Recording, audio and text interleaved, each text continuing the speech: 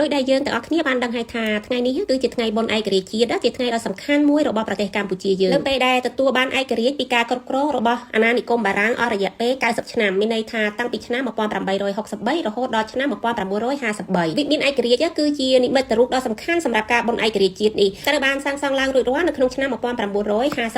ស្ថាបត្យករគឺលោកវ៉ាន់មូនីវ៉ាន់ជាស្ថាបត្យករដ៏ល្បីល្បាញហើយមានសំណង់ល្បីល្បាញជាច្រើននៅក្នុងប្រទេសកម្ពុជាយើងត្រូវបានសាងសង់ដោយលោកហើយតែយើងនៅចាំទេថាបន្ទាប់ពីបារាំងចាក់ចេញពីប្រទេសកម្ពុជាឈប់ធ្វើជាអាណាព្យាបាលមកគឺថាពួកសៀមចូលលុកលុយម្ដងទៀតហើយចូលកាន់កាប់ប្រាសាទព្រះវិហារនៅក្នុងឆ្នាំ1954គ្រាន់តែបារាំងចាក់ចេញភ្លាមគឺថាសៀមបានដៃតែម្ដងហើយខ្មែរយើងទម្រាំតែទាមទារដាក់ឡើងទៅតុលាការអន្តរជាតិទទួលបានប្រាសាទព្រះវិហារមកវិញនឹងដល់ថ្ងៃទី15ខែតុលាឆ្នាំ1962ឯណោះ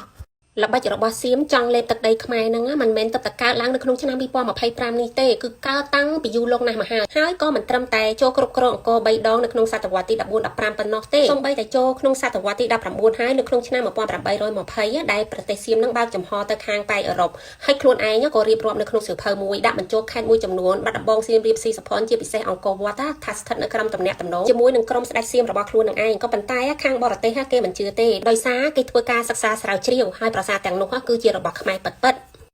បាទថៃបារាំងបានខុបខិតគ្នាហើយបានដឹងថាទ្រព្យសម្បត្តិរបស់ខ្មែរបរិបូរទៅដល់មានតម្លៃហើយក៏មានបំណងចង់ប្រគល់អំណាចអនាគតនឹងទៅឲ្យថៃនឹងជាម្ចាស់ប្រទេសរបស់ខ្មែរ